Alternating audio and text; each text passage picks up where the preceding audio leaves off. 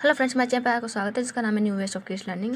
हम पिछले वीडियो में आपको वोवल्स के बारे में समझा चुके हैं। अब हम आपको ये समझाएंगे कि वोवल्स का यूज़ कौन सी स्पेलिंग के आगे ए का यूज़ किया जाता है और कौन सी स्पेलिंग के आगे ए एन का यूज़ किया जाता है। ठीक है, आप जानते हैं ए से लेकर जेड तक 26 अल्फ़ाबेट्स होते हैं। इसमें से सिर्फ और सिर्फ 5 ही वोवल्स होते हैं। कौन कौन से होते हैं? ए, ई, आई, ओ और यू। ठीक है, ये चीज़ आपको बच्चों को बता देनी पड़ती है। पहले आप उन बच्चों को ये बता दीजिए कि ए आई ओ यू 26 अल्फ़ाबेट्स में से सिर्फ 5 अल्फ़ाबेट्स ऐसे होते हैं जिसमें कि ए एन का यूज़ किया जाता है। वो होते हैं ए ई आई ओ यू। ठीक है, ये बात आप जब बच्चों को समझा दें तो उसके बाद में आप किस तरीके से उनको ए और एन का यूज़ करना सिखाते हैं वो इस प्रकार है। आपको क्या करना है, ए ई आई ओ यू ए एन लगेगा, मतलब स्पेलिंग के फर्स्ट लेटर अगर इस वोवल से शुरू होता है, स्पेलिंग का फर्स्ट लेटर अगर इन आने वाले वोवल से शुरू होता है तो उसमें तो ए एन लगेगा और बाकी जिससे शुरू होता है उसमें ए लगेगा। ठीक है, यूनिफॉर्म। ठीक है, यूनिफॉर्म, इसमें ए लगा।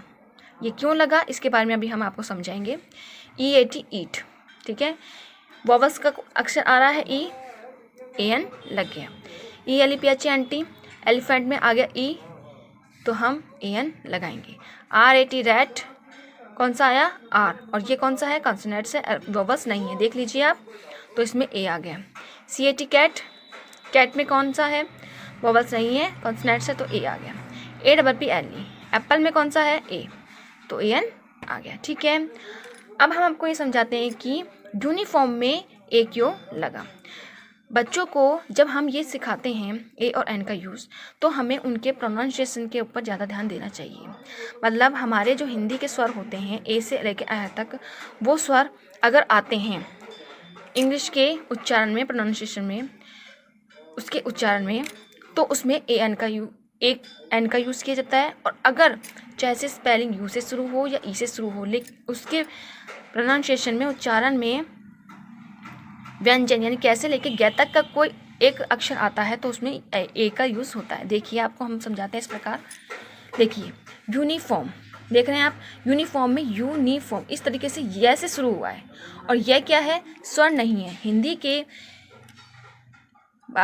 के व्यंजन और स्वर में ये स्वर नहीं है, ये व्यंजन है।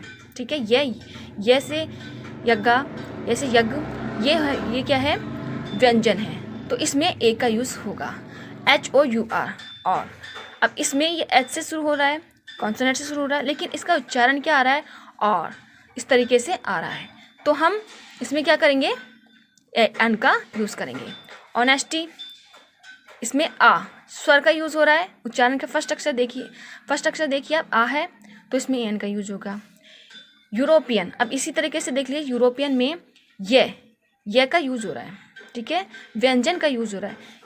देखने पर तो ये ए आई ओ यू से शुरू हो रहा है तो इसमें ए एन का यूज़ आना चाहिए, लेकिन नहीं, ये उच्चारण देखिए आप, इसका ये से शुरू हो रहा है, इसलिए इसमें ए का यूज़ होगा। ठीक है, अब इसको हम एक सिंपल से गेम के आधार पर समझाते हैं, क्योंकि हम बच्चों को गेम के आधार पर सिखाते हैं।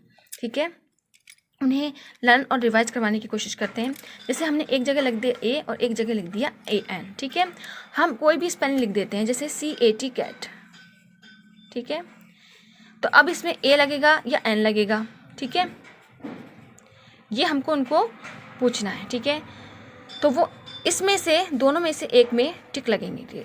हम ए और बी 2 टीम बनाएंगे और उस टीम में हम एक ब्लैक बोर्ड पे या रफ कॉपी में कि हम इस तरीके से कैट लिख देंगे और उनसे कहेंगे कि ए और एन में से कौन सा इसमें लगेगा, उस पर आप इस तरीके से टिक मार्क कर दीजिए। ठीक है, एक तो हो गया ये तरीका। एक तरीका हो गया कि हम उनको इस तरीके से कार्ड्स बना के देंगे और उसमें हम उच्चारण लिख देंगे इस तरीके से, उच्चारण लिख देंगे एम और ए। देखने पर तो ये कॉन्सोनेंट्स है, एम। ठीक है, लेकिन शुरू कैसे हो रहा है? स्वर से, हिंदी के स्वर से शुरू हो रहा है, तो ये ए पे जाएगा या ए एन पे जाएगा? उनसे पूछिए, ए पे जाएगा या ए एन पे जाएगा? ए एन पे जाएगा, क्योंकि ये स्वर ए से शुरू हो रहा है। इसी तरीके से अम्ब्रेला यू से शुरू हो रहा है, पहला तो यही है कि वोवल्स का है। ठीक है, और अब इसका उच्चारण देखें तो ऐसे शुरू हो रहा है, तो ये भी ए एन में जाएगा। तो इस तरीके से आप एक सिंपल सा गेम बनाकर भी बच्चों को वोवल्स और कॉन्सोनेंट्स का जो ये कॉन्सोनेंट्स की जो चीज़ें हैं, वोवेल्स और कॉन्सोनेंट जो उन बच्चों को सिखाना पड़ता है, उनको आप क्लियर कर सकते हैं। आई होप आपको हमारी ये छोटी सी सिंपल सी चीज़ अच्छी लगी होगी। धन्यवाद।